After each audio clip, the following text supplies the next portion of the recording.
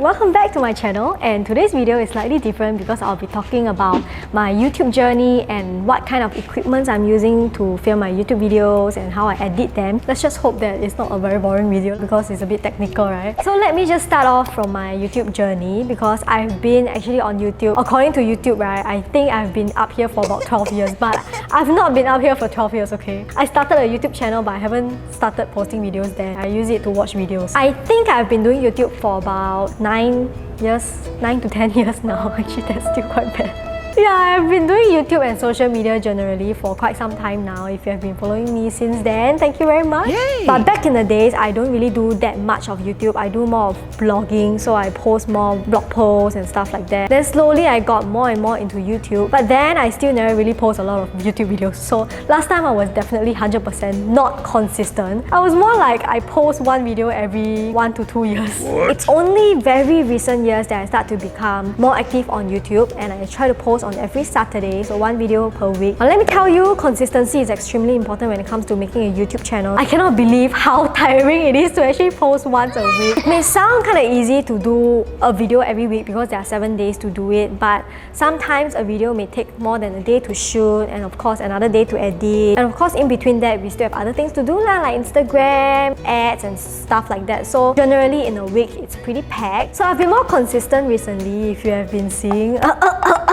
So the reason why I started being more consistent on YouTube, right, is that I gave myself this term when I got myself this office. You know, if you want to get an office, you want to have a space to create more content and be more motivated, which means you need to be consistent, post once every week. That's the minimum. And since we are at my YouTube journey, of course, we need to feature my 100,000 subscriber plug. It's been a journey for me to take this plug because for some reason, YouTube couldn't contact me when I hit my first 100k. So it took me about a year from the time I got my 100k subscribers to actually get the plug. Actually more than a year, I can't remember. If I'm not wrong, I should be receiving the old plug.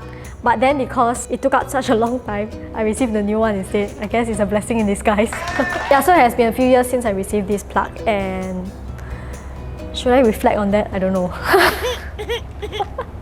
Yeah, since I have been around, I wouldn't say like I'm not a really big YouTube channel, but I have been around for quite some time now, so I've learned quite a bit here and there when it comes to creating content on YouTube. So here are some tips and tricks that I would like to share with all of you if you want to start up on a YouTube channel. So first of all, a lot of you mentioned like you're very scared to be in front of the camera, you don't know what to say. Don't worry, because that's me too, till today. Like after 9 to 10 years, I still don't know what to say in front of the camera. And you just kind of have to pretend like this camera is your friend, you know, like you're talking to a friend, and after a while you kind of get used to it. I mean, editing is magic, so every time I stutter a lot also, I don't know what to say, I have a lot of mind blank. You can always cut that off, and that's why it shows I'm talking so smoothly, but it's not. It's really not.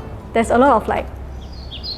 Second thing is equipment. A lot of people ask, is it I have to get very expensive equipment? Back then, I used a Casio, like some random digital camera to film my video. But nowadays, we have our handy dandy phone. You can just use a phone. Sometimes I use my phone to film videos as well, and it's very HD and sharp. For my equipment, personally right now I'm using Sony Alpha 7C, which is this camera that I'm using right now. Previously I was using Canon 750D. This year is the time that I actually just got myself an upgrade of this. So for my Canon 750D, I've been using this kit lens also, and I also use this 50mm aperture 1.8. It's one of the most basic of the 50mm lens. It's only like $150 or something like that when I bought it. You can always look out for second-hand lenses that people are selling if you're interested to buy more professional lenses as well. So for vlogging, I like to use more compact cameras, like for travel vlogging or like, you know, like spend a day with me kind of vlogs. I don't really use the big cameras because I don't like to lug it around. So I use more compact cameras, like the one that I have here is the Sony RX100. This is a really amazing camera. I love this so much. It's my favorite. Another more compact camera that I like to use is G7X, so I swap around these two still. I also like having hand grips when it comes to vlogging. So it's compatible with my Sony RX100. Place it on the table, it's super easy, it connects to my camera. There's like start or stop button here. Yeah, so for my mic, at the start, right, I didn't really use mic, and then after a while I realized how important it is. If you are starting up and you want to use like a basic mic, because microphones are expensive to get, you can always use an earpiece. Or another way to do it, right, is when you're recording a video. You can, for example, if you're using a camera to record a video, right, you can use the voice recording app app on your phone, put it near you, somewhere near you, and then you just use that voice recording and sync it up with the video. Last time, that's the way I do it. It's kinda troublesome a little bit, but it makes the whole video quality much better. That's what I like to do. So like I mentioned, if you use the mic on the earphone, right, you can actually tape it around your, clothes to make it like as if it's this kind of mic, Wow. So the current mics that I'm using, I switch around a few, and this is one of my favorite ones that I've been using for a long time. This is the Rode Video Micro. Yeah, this is the Video Micro, so it has this it's actually a very small mic lah, but there's this like very fluffy thing in front here to help block off the wind. The reason why I like this is because there's this wire, it connects directly to my camera and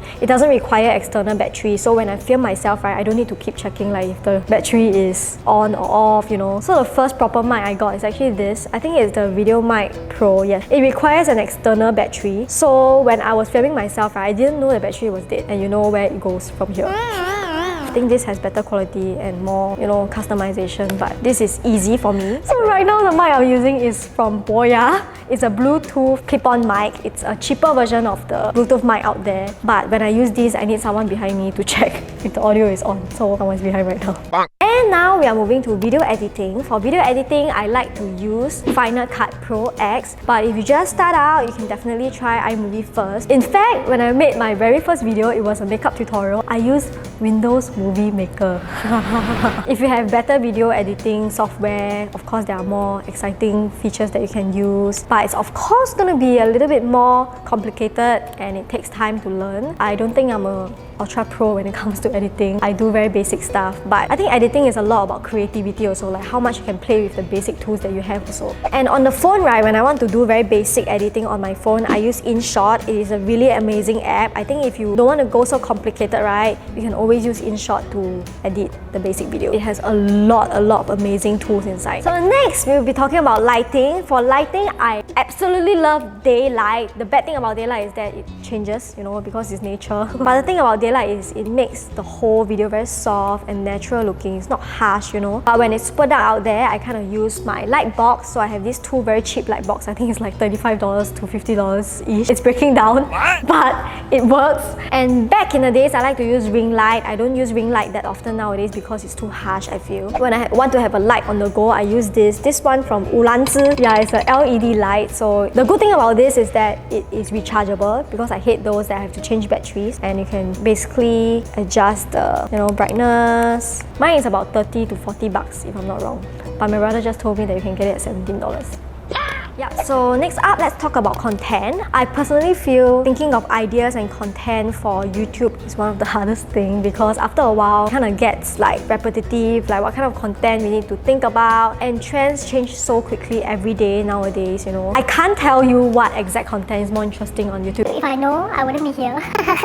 But what I do is I always watch more videos every day. So I kind of just scroll through YouTube a lot and just get a lot of inspiration from other people. To know what is trending is to be a fan of all this content. But of course, if you like doing something, for example, if you like makeup tutorials, if you like food review, it's really up to you. Content is really up to your free will, whatever you like to create. Post it out there, share it to people, be yourself. Yeah, just don't do any illegal things that are like, too much to comprehend. Okay, so that's it for today's video. I hope you like it as always, and I hope you learn a tip or two. If you have any other questions, do leave me a comment down below, and also tell me what you would like to watch in my other videos too. Okay, so thank you so much for watching as always, and I'll see you all very soon. Bye!